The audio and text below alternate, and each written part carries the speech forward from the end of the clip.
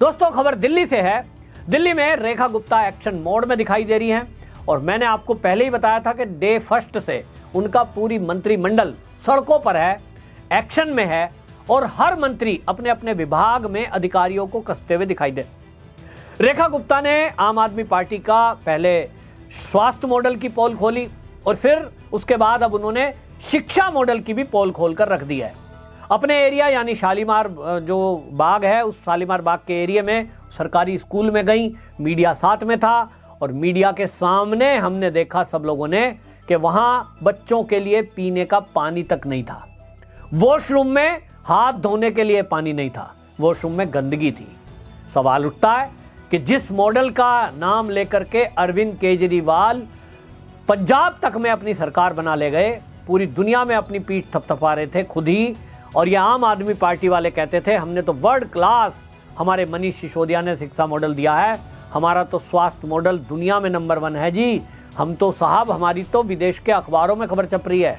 आज पता लग रहा है कि ना तो इनका स्वास्थ्य मॉडल अच्छा था, शिक्षा मॉडल भी इस कदर घटिया था कि आप सोचिए 9वीं क्लास में बच्चों को जानबूझकर फेल किया जा रहा है। 1 लाख बच्चे 9वीं क्लास में इसलिए फेल कर दिए गए ताकि वो 10वीं का रिजल्ट अच्छा कर सकें।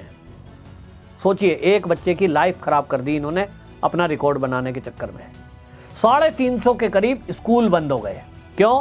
क्योंकि उनको सुविधाएं नहीं दे पाई केजरीवाल सरकार, बच्चों को समय पर किताबें नहीं दे पाई। इसकी फटकार तो दिल्ली की हाई कोर्ट ने लगाई, लेकिन इस पर कोई चर्चा नहीं की गई, न मीडिया में खबर आई, क्योंकि मीडिया को मैनेज कर दिया गया था। अरविंद केजरीवाल की सरकार में मीडिया मैनेज इस कदर था कि जिसका असर आज भी दिखाई देता है। आज आप देखिए, रेखा गुप्ता जो दिल्ली की सीएम बनी हैं, वो बड़े बड़े न्यूज चैनलों को साथ लेकर जा रही हैं। हालांकि मैं इस वीडियो के सहारे से आप में से कोई उनका परिचित हो या बीजेपी से संबंधित हो तो इस वीडियो को उन तक पहुंचाएं कि जिस इंटरनेट या जो नेशनल मीडिया है, ये जो बड़े बड़े चैनल हैं, उनके भरोसे जो आप चल रहे हैं, आपको ये कभी भी कवरेज नहीं देंगे। आप केवल इन्हीं को लेकर चल रहे हैं। आप यदि सोशल मीडिया को साथ लेकर चलेंगे, हमारे जैसे चैनल को साथ लेकर चलेंगे, तो ये वो चैनल वाले हैं जो राष्ट्रवादी हैं। राष्ट्रवादी पत्रकारों की पहचान करिए, राष्ट्रवादी चैनल की पहचान करिए, और जो आपके हितैषी हैं उनको आपसे 1 रुपया नहीं चाहिए। वो राष्ट्र के नाम, देशभक्ति के नाम, देशभक्ति के लिए आपके सपोर्टर हैं। लेकिन मैंने देखा है कि भारतीय जनता पार्टी की जहां भी सरकारें हैं, वो उनकी कदर नहीं करती। उनको लगता है कि यूट्यूब चैनल पे आना तो हमारी बेइज्जती है।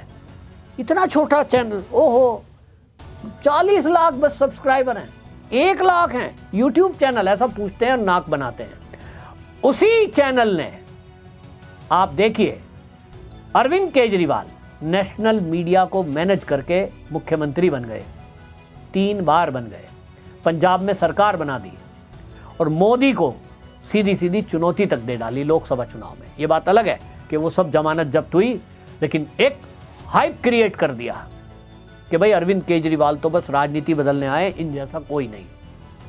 क्योंकि उनको जो विज्ञापन मिलते हैं, उन विज्ञापनों से उनकी दुकान चलती है और सरकारें उन्हें विज्ञापन करोड़ों में देती हैं।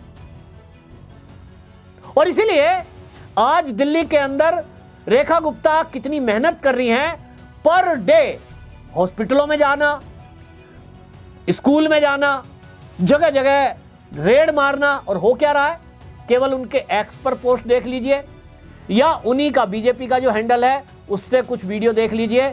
बाकी नेशनल मीडिया पर कहीं इस पर डिबेट हो रही हो, मैंने तो नहीं देखी।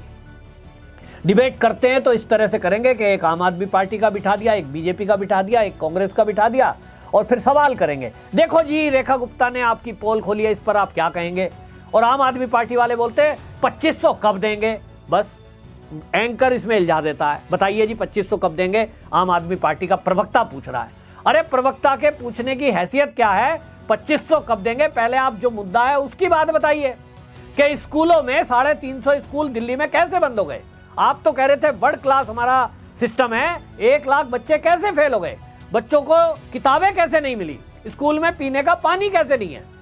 इस पर कोई डिबेट नहीं करता, ना चैनल वाला चलाता। उसको लगता है कि इस पे अगर हमने डिबेट करी और केजरीवाल पर सवाल खड़े किए तो अभी तो पंजाब में सरकार है, वहां से ऐड मिल सकता है या मिल रहा है, क्यों नुकसान करें।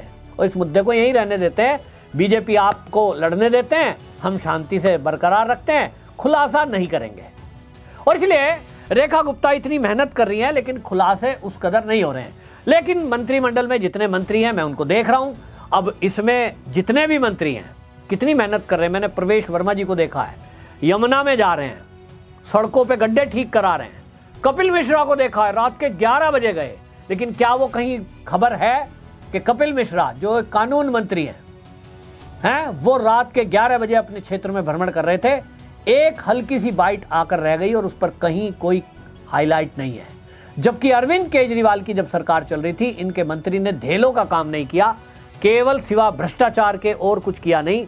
और इनके मान बढ़ाई इतना इनका प्रचार था, जो ये बोल दें वही सही, और मीडिया मौन होकर के इनकी बाइट लेकर निकल लेता था। यूट्यूब चैनलों को बोलने नहीं दिया जाता था और इनके जो खुद के चैनल थे उनको आगे बढ़ाया जाता था।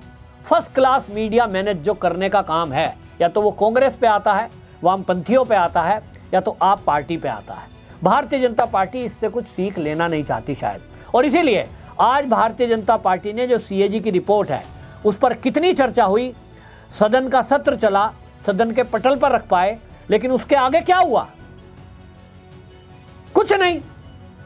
लोगों को ऐसा लग रहा है घोटाला घोटाला तो पहले से सुन रहे थे, आपने कौन सी नई बात बता दी। सोचिए, एक अस्पताल के अंदर, जीटीबी अस्पताल, खुद सीएम जाती हैं और ऑक्सीजन कंसंट्रेटर वहां पर धूल फांक रहे हैं। भारतीय जनता पार्टी को उसे मुद्दा बना लेना चाहिए था। मैंने उस पर वीडियो की है, वो वीडियो में देख रहा हूं मात्र 20,000 लोगों ने शेयर की है। भारतीय जनता पार्टी के कार्यकर्ता अगर उसको शेयर करते तो वो कम से कम 20-30 लाख जानी चाहिए थी, नहीं गई। क्यों? सोए हुए हैं।